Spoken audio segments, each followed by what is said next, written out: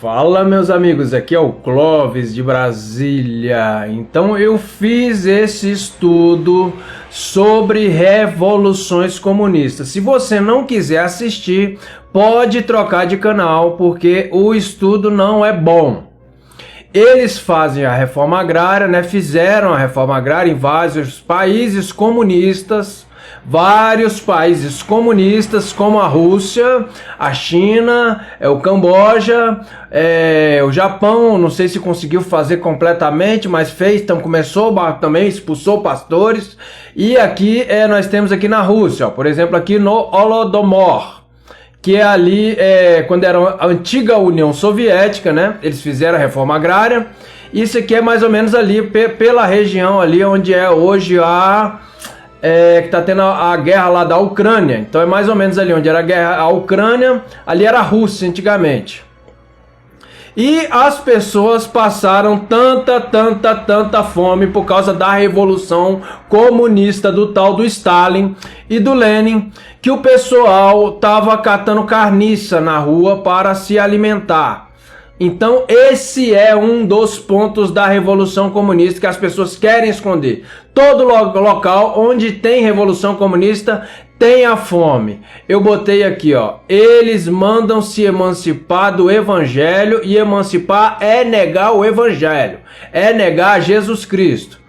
Então nós temos aqui, né, a revolução. Aqui eu fiz esse estudo.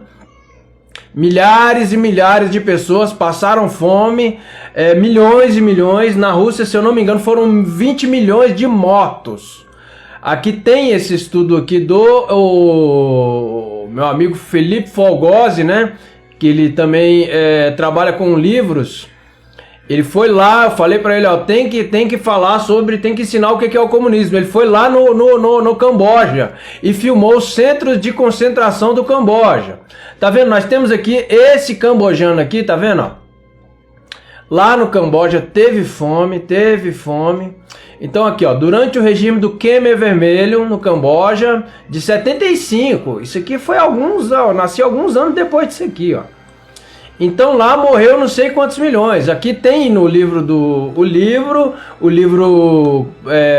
negro sobre o comunismo. Eu botei aqui, fiz questão de botar e falo, olha, eles passaram tanta fome que começaram a descer aos atos de canibalismo. A relato de canibalismo do período Khmer Vermelho, pessoas famintas recorriam à carne humana para sobreviver. E eram milhares. Aqui tá falando aqui, ó, 1,5 milhão. Aqui no Camboja, a gente vai chegar lá, o pessoal usava corpos humanos para adubar os campos de agrícolas. Então teve os cambojanos, eles botavam corpos adubando os campos de arroz. E depois comiam o arroz. Então tá aqui, ó, em resumo, houve relatos de canibalismo no Camboja, regime do Khmer Vermelho, que era o Pol Pot, né? Quando você lê Khmer Vermelho, é o próprio Pol Pot. E o nosso amigo aqui, o Felipe Fogozzi, ele disse que o Pol Pot era um cara arrogante, disse que ele mandava fazer quadros para dizer que ele era um cara inteligente, e ele não era inteligente. Ele era um cara maligno que emancipou do evangelho. E o Camboja, você não sabe o que é o Camboja? É aqueles monges budistas que tem lá pro rumo da China. Você tem lá aqueles templos maoístas de budistas e ali fica o Camboja. Então lá tem paredões cheios de crânios e corpos humanos que foram lá esparramados ao céu aberto. Tem aqui, ó, os intelectuais foram presos, foram desprezados, os diplomas foram rasgados e quando tinham sorte eram obrigados a trabalhar lavando latrinas lá no Camboja.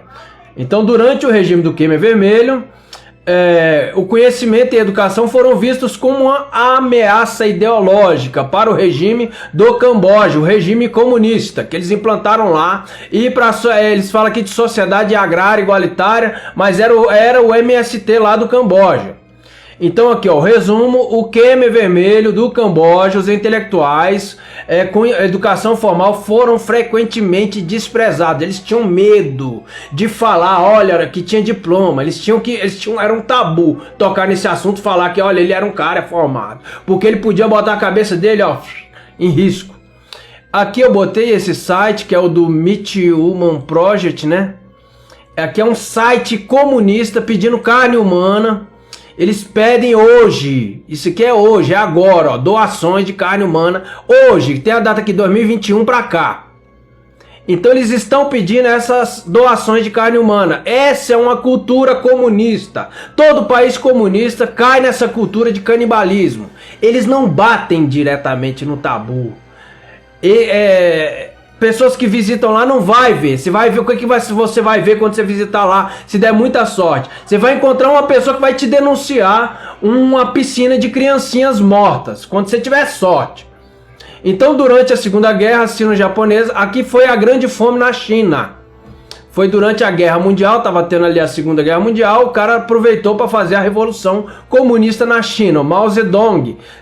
Tem gente que escreve Mao Tse Tung e tem gente, eu peguei escrito Mao Zedong, que é a mesma coisa.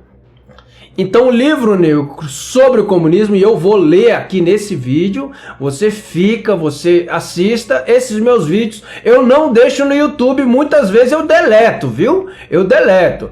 Então é importante lembrar que a grande fome na China foi causada por políticas desastrosas, que é o comunismo, que é uma política desastrosa, né? Por Mao Zedong. E resultou em uma grave escassez de alimento e a morte de milhões de pessoas. No livro negro do comunismo diz que esses países, as pessoas passaram tanta fome que começaram a comer carniça humana.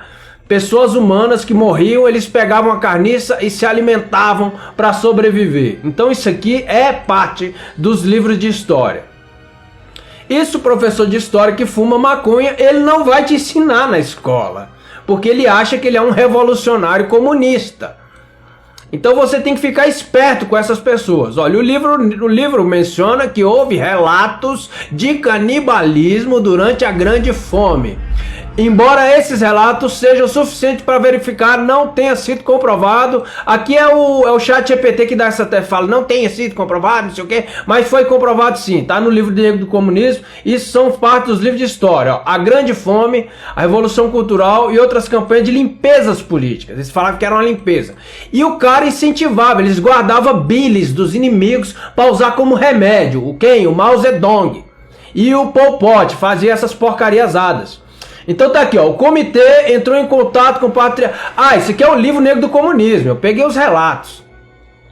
Eu vou ler aqui, são 13, por uma coincidência, que eu não sei, só Deus sabe, né? O número de coincidências que falam que eles foram da fome ao canibalismo nos países que tiveram revolução comunista, por um acaso o número é 13, né?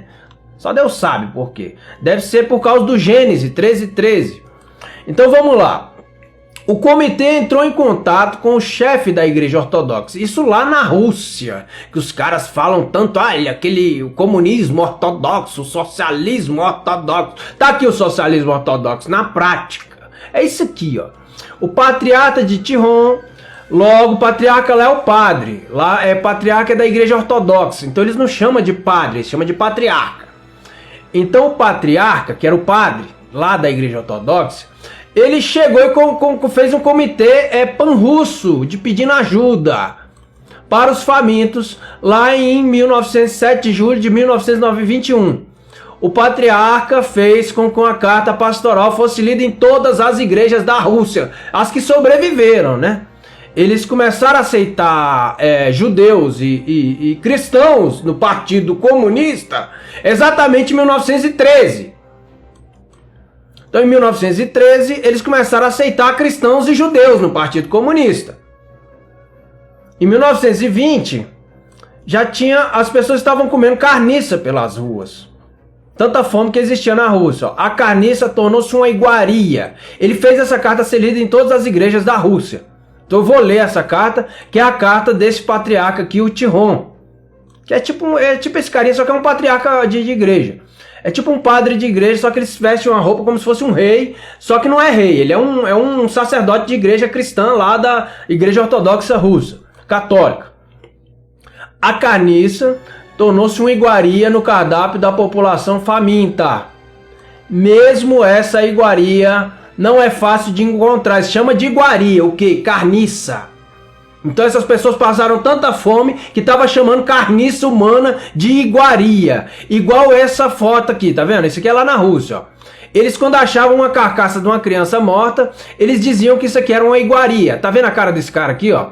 Nem no filme do Game of Thrones lá, que fala dos leprosos lá, daquilo lá, você não acha uma pessoa com uma cara tão esquisita igual essa. Isso aqui era o pessoal na Rússia depois da Revolução Comunista.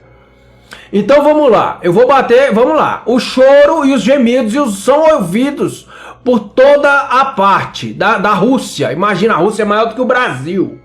A Rússia é maior do que o Brasil. Diz que você andava nas ruas da Rússia em 1920, a única coisa que você ouvia era uivos, gemidos e choro. E o povo passando fome e morrendo de fome, de tifo e de tudo. E de tudo que podia morrer, eles estavam morrendo. Estenda uma mão caridosa, seus irmãos e irmãs. Com a permissão dos fiéis, você pode usar o tesouro da igreja. Então eles começaram a pegar as coisas do sacramento, que era usado na igreja católica, peças de ouro, anéis, essas coisas, aquelas negócios de luminária, essas coisas todas que valiam alguma coisa, começaram a vender e dar comida para essas pessoas. Aqui a gente entra na ilha de Nazino, ó. A ilha de Nazino foram mais quase 7.000 pessoas para lá. Morreu na faixa de, foi 6.200, morreu 4.000 pessoas na ilha de Nazino de fome. Isso aqui devia ser um pouquinho dessa comida que chegou para a ilha de Nazino. Era um pouquinho de farinha, era mais ou menos uns 1.000 gramas, não era, aqui fala, eram algumas gramas de farinha por dia. E esse povo cozinhava, tentava cozinhar, e tinha algumas pessoas que tentavam comer essa farinha e morriam engasgada. Então tava morrendo de 40 a 50 pessoas, aqui ó, de 35 a 40 pessoas todo dia na ilha de Nazino, lá na Rússia, em Moscou. Eles saíram de Moscou e de Leningrado, em Tomsk, né, isso aqui é uma cidade, e eles foram postos desembarcando lá para a ilha de Nazino, né, achando que ia se dar bem. Não, vamos lá, porque o governo tá falando que vai fazer reforma agrária e vai dar um pedaço de terra para vocês. E foi quase 7.000 pessoas para lá. A nova vida começou, né? Chegou o comboio, 19 de maio. Eles começaram a acender o fogo para tentar escapar do frio. Os abrigos que eles fizeram eram na terra, eles cavavam um buraco na terra.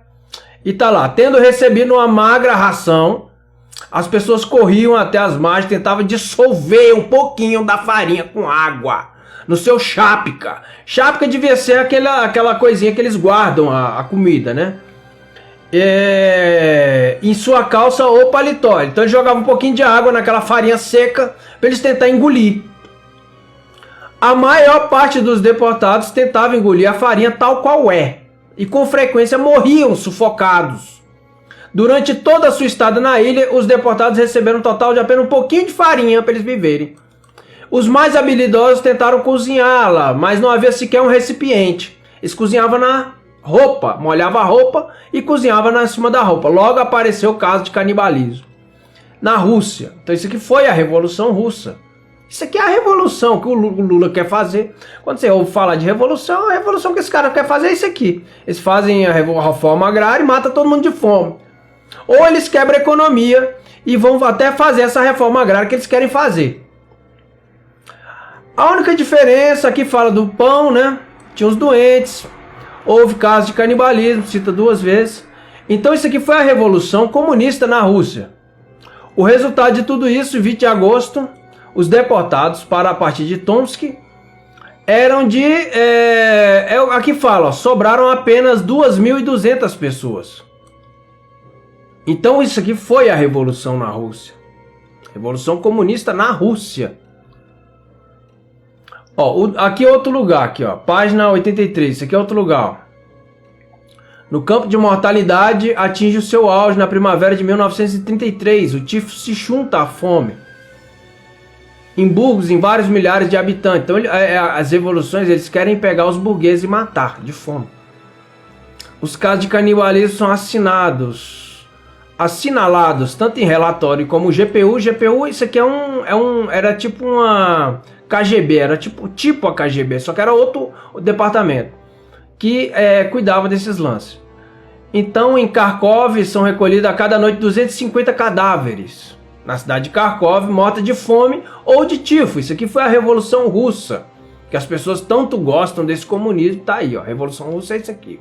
Nota-se um número muito grande dentre eles que não possuía mais o fígado, que parecia ter sido extraído através de um grande corte. A polícia acabou encontrando algum dos misteriosos amputadores que confessaram que essa carne era preparada de recheio, em patês e vendido no mercado. Então tem aqui a foto, né? As pessoas foram para essas... Isso aqui é fora os campos de concentração. Isso aqui é só a reforma agrária, a parte da reforma agrária. Aqui, ó. O grande terror, a economia do partido. Eu acho, 1929, Partido Estado. Crianças eram abandonadas. Ó. Os excessos cometidos são tão cotidianos, né? As crianças eram abandonadas. O canibalismo aparece, epidemias e bandidagem.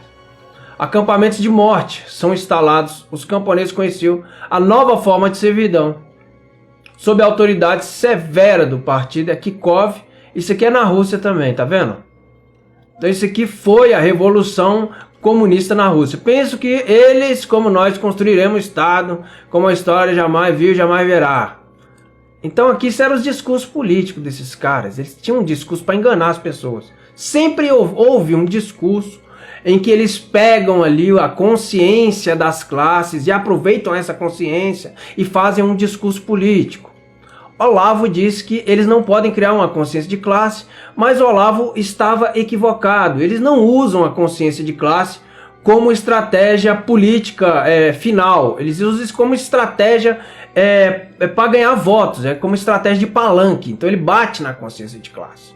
As classes têm consciência. Então aqui na China teve a Grande Fome, né? A Revolução em 1911, foram 16 anos que seguiram de fome, semi-estabilização, tal. 1925, Xangai, teve uma longa marcha, né? Que eu botei aqui a foto, tem uma foto dessa longa marcha. Aqui no caso o exército, a condição humana evocará ter atroz certas execuções, então tinha muitas execuções do Partido Chinês. Cometeram entre 1937 e 1945. Isso aqui é o período da Segunda Guerra Mundial. Então aqui vai batendo a mesma coisa. Eu fiz esse estudo só da fome ao canibalismo. Então eu fiz esse estudo aqui. Isso fora os campos de concentração que todos esses países tiveram. O mesmo não acontece com o caso de Henan, onde em 1942 e 1943, de 2 a 3 milhões de pessoas morreram de fome. Ou seja, 5% dos chineses morreram de fome e tendo sido registrados vários casos de canibalismo. Então isso aqui é uma das cidades da China, né? Aqui tem as fotos. Você pode achar que eu botei as fotos, né? Revolução é inseparável do terror, né? Isso aqui é o livro negro do comunismo. Aqui você bate no Google, você pesquisa, você bate aqui, ó, você bate essa cidade, bota fome, canibalismo, você bota aqui, ó, pega essas palavrinhas chaves, ó, Xangai, ó, Xi'an, Chasek, e você bota no Google que vai aparecer essas fotos aqui. Isso aqui não é isso aqui para nós do Ocidente. Essa cultura comunista não chegou a essas informações porque o povo aqui nós os comunistas aqui deram um jeito de esconder todos esses fatos. Então os partidos socialistas do Brasil eles dão um jeito de esconder todas essas verdades. Aqui, vamos lá, esse fascínio por um canibalismo de vingança. Então eles faziam essa revolução. Esse aqui é o estandarte vermelho, chineses, né? Então aqui foi na China. O Partido Comunista, eles usavam, ele reencontra no Camboja do Pol Pot, tá falando aqui, ó. Eles falavam que era um canibalismo de vingança. Eles faziam a pessoa passar fome, até existirem casos de canibalismo. As pessoas começaram a fazer isso aqui. Os chineses são canibais, então saiu. Aqui, ó, os próprios chineses começam a escrever livros sobre isso, falando que os chineses eram canibais durante a Revolução Comunista. Isso aqui é fato, isso aqui é história da humanidade. Isso aqui não tem como você esconder esses fatos. Então quem segue essa doutrina de Karl Marx acaba batendo nisso aqui, ó. Na Venezuela, agora na Nicarágua, já estão numa das fases da instauração do comunismo na Nicarágua, que é fechar igrejas. E agora na China fechou as igrejas. Você não consegue falar de Bíblia na China, você não vai conseguir falar de Bíblia em pouco tempo na Nicarágua. Na Venezuela também já não se fala mais de Bíblia, porque o Karl Marx ele manda emancipar do cristianismo. Então aqui é outro lugar, né? Aqui provavelmente é Pol Pot também, né? Aqui tem Pheniang. Mortalidade da fome ultrapassa 50% dos povoados. Então metade da população foi morrendo. Canibalismo, são vários casos de canibalismo. Aqui no Tibete, ó.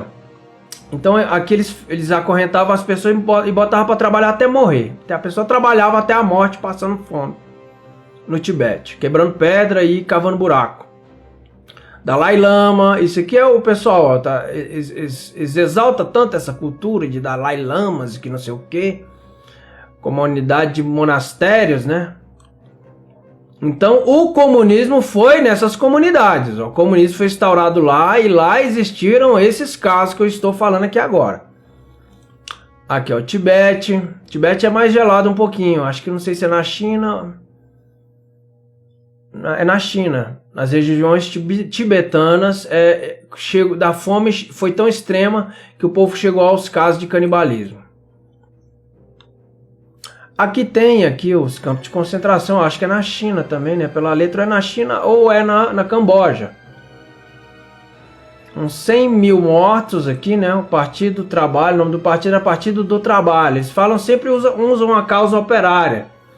Eles vão falar, não, Partido dos Trabalhadores, eles batem na consciência de classe. Trabalho é uma consciência de classe. Fome é uma consciência de classe. Então eles trabalham o discurso em cima dessas consciências de classe. É onde Olavo erra, quando ele ensina para os alunos dele. Ele fala que não pode existir uma consciência de classe. Tá aí o Lula aí. Eleito, o pessoal foi eleito, só usando a estratégia da consciência de classe nos discursos dele, nos palanques. Fome é consciência de classe. Trabalho é consciência da classe trabalhadora. Então os partidos comunistas usam essas consciências de classe para ganhar apoio político, para ganhar hegemonia, que chama.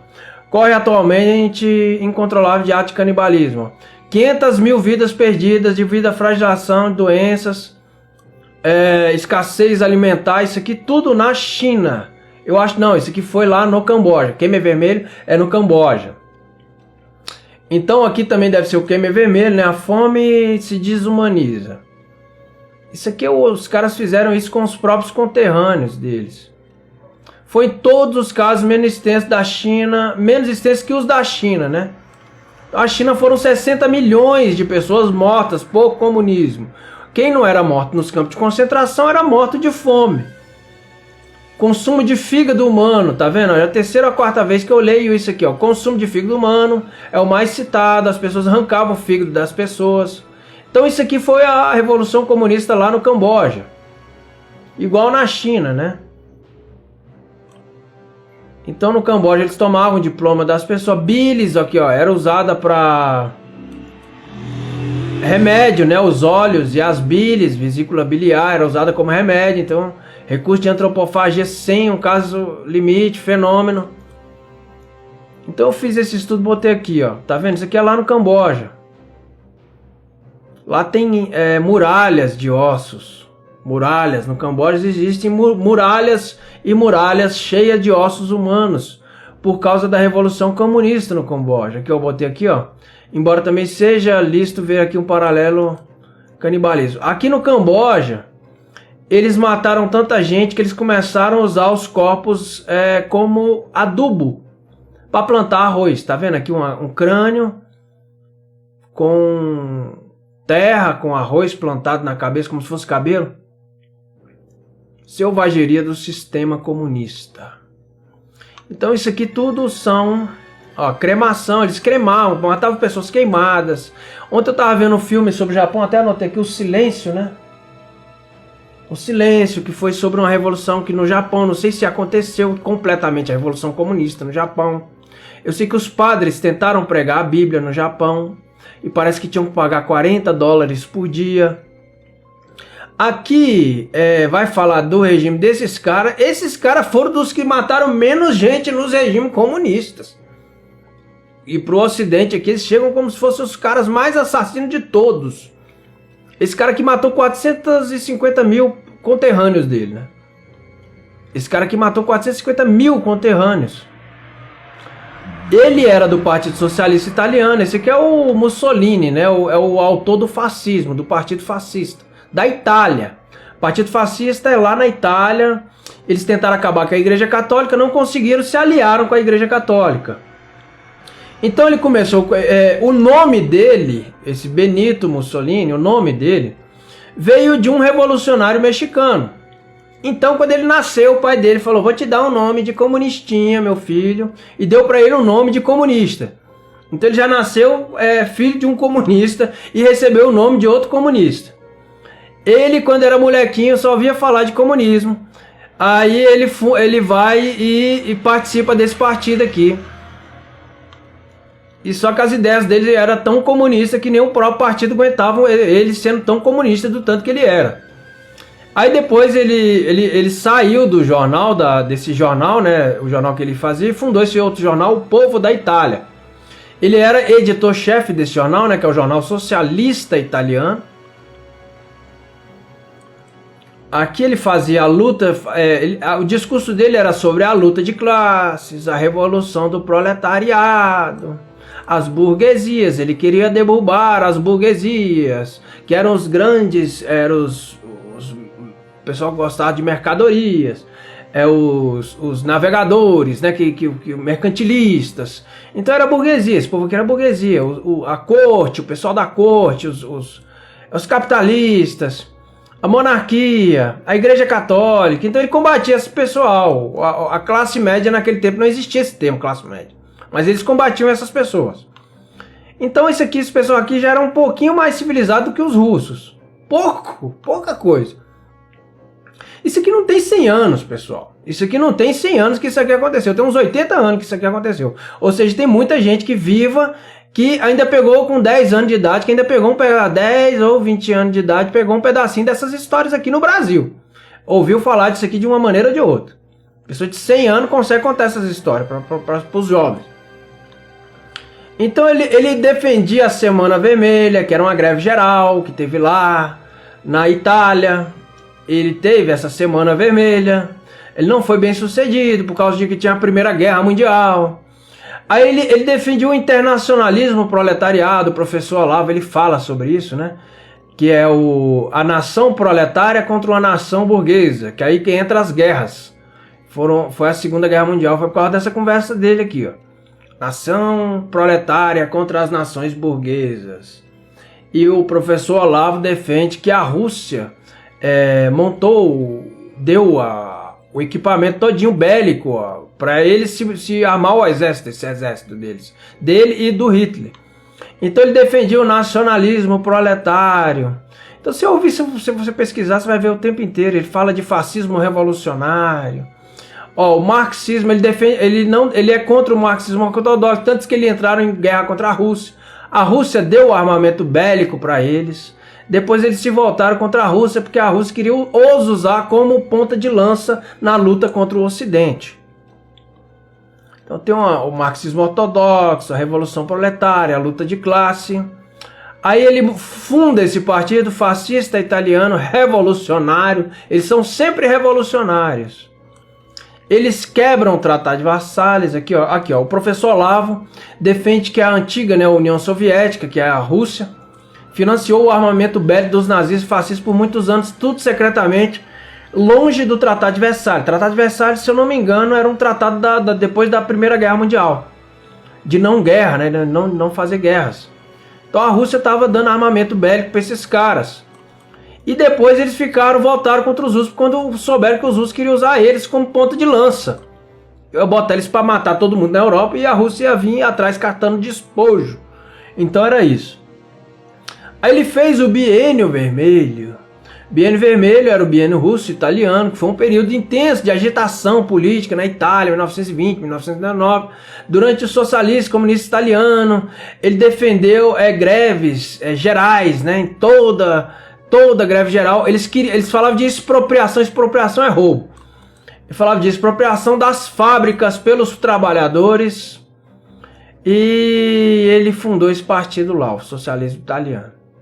Isso aqui é o Mussolini e aqui as multidões. Ele disse, o pessoal fala que ele era muito carismático, né? Diz que ele era um cara engraçado, falava da luta do proletariado e atingia muita gente, falava que ia acabar com a fome e lutava pelos trabalhadores da Itália. E é o mesmo discurso desses comunistas. Então vamos lá. Ele defende a revolução contínua, né? Que é defendido também pelo Antônio Gramsci, que ele diz que as lutas as classes têm que lutar constantemente por essas revoluções comunistas, que não sei o quê. E no final a revolução comunista nada mais é do que um Estado sem Jesus Cristo. Eles eliminam Jesus, eles querem criar um novo Estado sem Jesus. Aqui o Hitler, ele funda o Partido Nacional Socialista, que é a tradução de nazista, né? Nat é nacional, Nat, nacional, socialismo, zismo, nazismo, nacional socialismo, nazismo. Então nacional socialismo é a palavra, a palavra nazismo esticada. Aí eles abreviam, porque eles são, é igual no inglês eles abreviam as palavras, no alemão eles, em vez de falar nacional socialismo, eles falam nazismo. Então a tradução dessa palavra nazismo é isso. Aí ele cria esse, que é também isso aqui, ó, NSDAP. Ele já veio da Primeira Guerra Mundial, ele funda esse partido. Tem no livro dele, isso aqui que está escrito aqui, ele tem um livro escrito a luta dele, né, a luta do Hitler. Então ele fala disso, ele funda esse Partido Nacional Socialista. O cara era comunista. Eu fiz isso aqui, né? Eu fiz esse texto, esses estudos, porque o pessoal confunde e não sabe a diferença de comunismo, para nazismo, para fascismo, para socialismo, que é tudo a mesma coisa. Eles vão inventar outros nomes, progressismo. Agora lá na Nicarágua tem a Revolução Sandinista. Então eles dão outros nomes e as pessoas não sabem o que está acontecendo.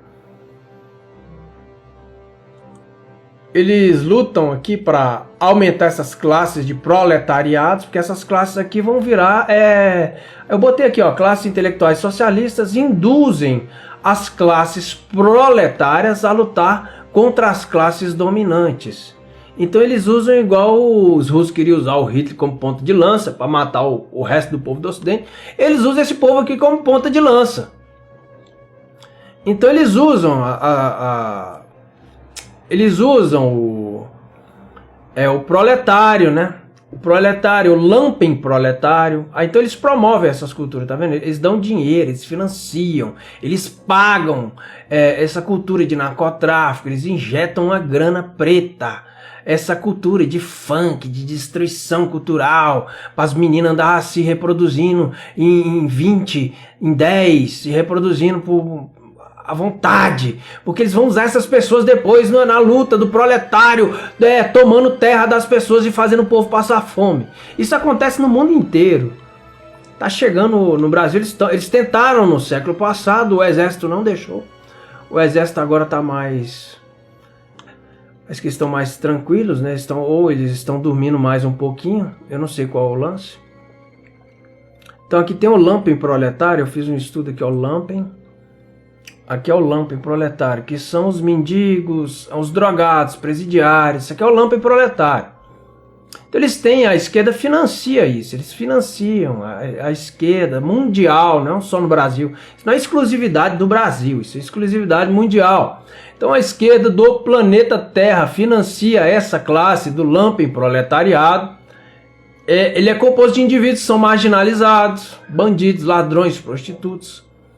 E eles querem acabar com o cristianismo.